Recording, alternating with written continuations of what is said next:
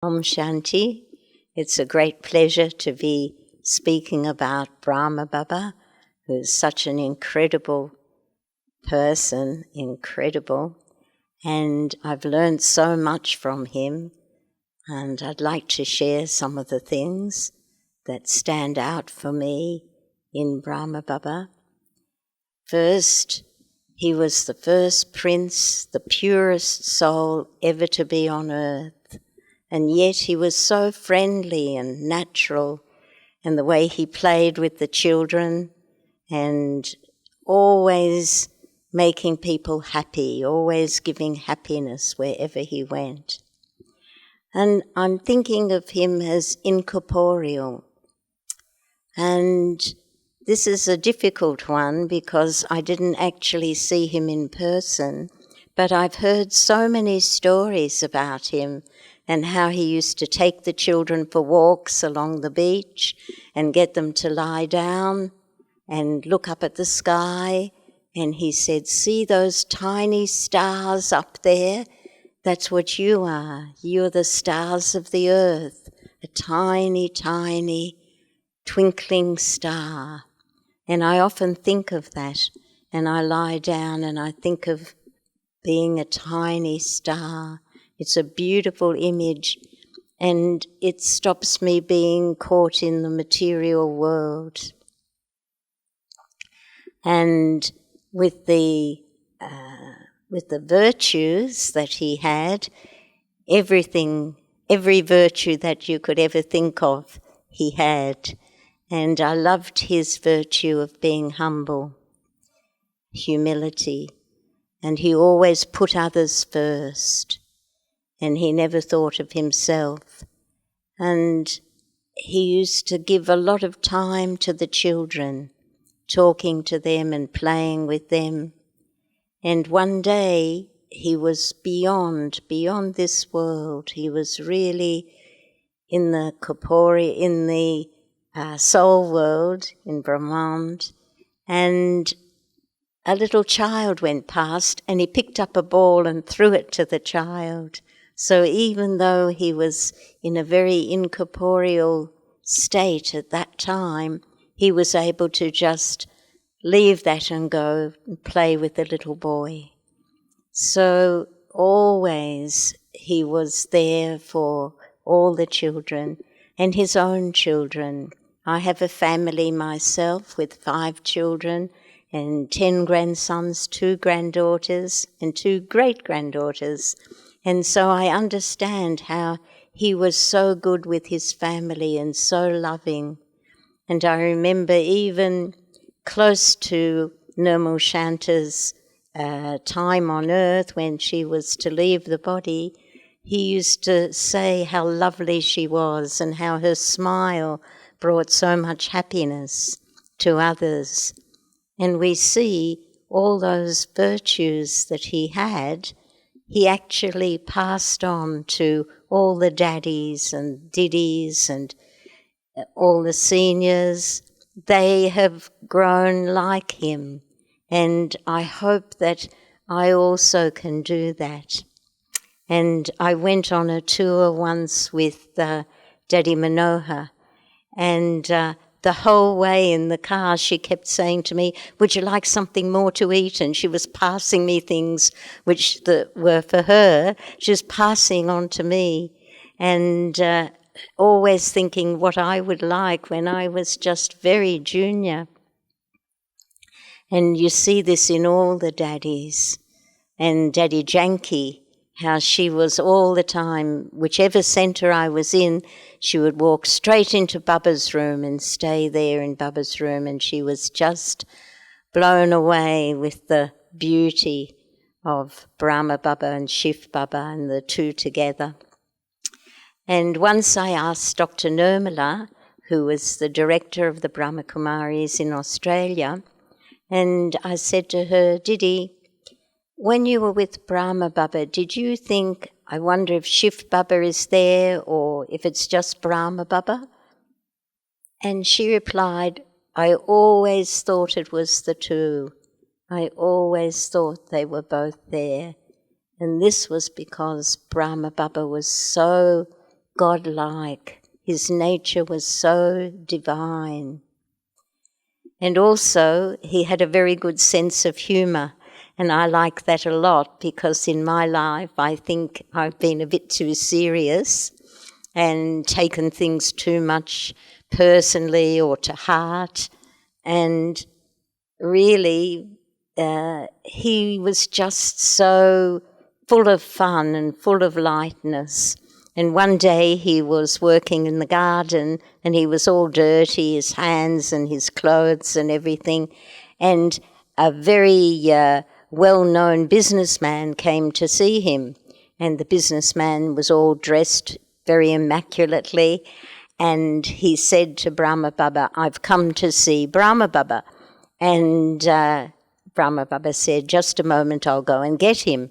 And he went inside and had a shower and put on clean clothes. And he came out and spoke with the businessman. And the businessman said to him, "Who was that working in the garden?" And Brahma Baba said, "My younger brother." And it was him, really. But he was playing fun and just being light. And it was very lovely to hear. And another thing, he had a little sparrow, a little bird that used to come into his hut.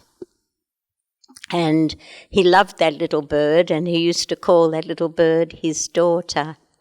And after Brahma Baba passed away, still they used to see that little sparrow come in looking for Brahma Baba. And so he had love for everyone, every person, every child, every adult. He used to find a place for them, find something that they could do so that they could grow. And it was beautiful, and it's beautiful to see it echoed in the seniors and the daddies. And I think another thing that I learned from him was his maturity. So when he had to be light, he was light.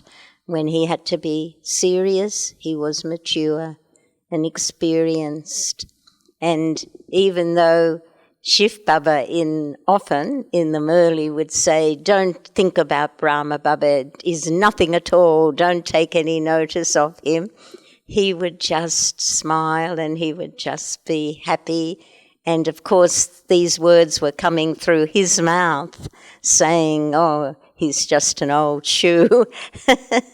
But, you know, he really understood what Shiv Baba was saying. And sometimes, of course, Shiv Baba said, "Brahma Baba's directions are the same as my directions. Listen to him like you listen to me." And he would lift him up so high. And Brahma Baba would also lift us up so high. And there's so many stories about how he was egoless. He never wanted anything for himself. He always wanted for the children and put the children first. And I know before I came to this knowledge, when I ever was serving my children at home, I would always serve them all first. And even I would wait until they'd finished and see if they wanted a second helping before I would take my food. And my children used to say, "Mum, come on, sit and eat with us." And I would say, "Oh, just wait in case you want some more." And I think that's, even though I didn't know Baba then, I feel like somehow his virtues were there. Somehow I knew how he would act. And I just love him very much. And I think that his qualities, especially his sweetness, and always every Murli starts with sweet children.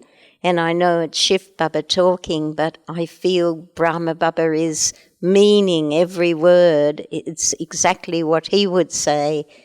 Anyway, he would always call us sweet children, even when we're not sweet, or we've done something that we feel is not right.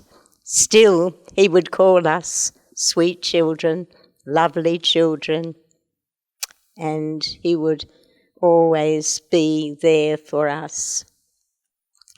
So I just feel that any quality we can think of, honesty, integrity, all those qualities were his, and his egoless way of acting with people and always putting them first. It's amazing and beautiful.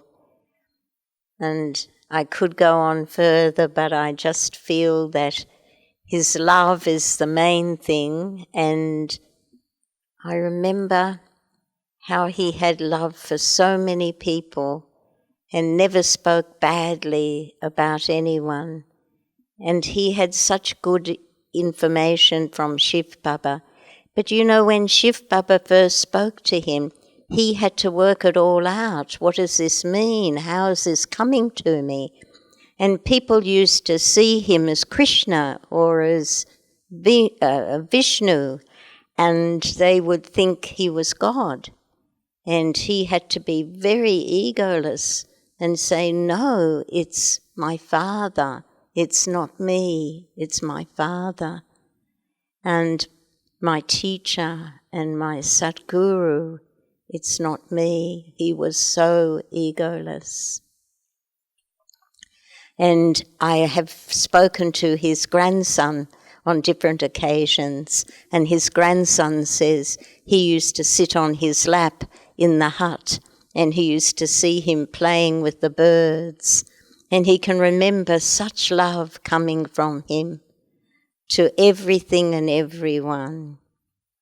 And so on the 18th of January, all the flowers will come in from Brahmins who have flower farm, and the whole place will be decorated with flowers, and every photo will be covered with flowers around the edge.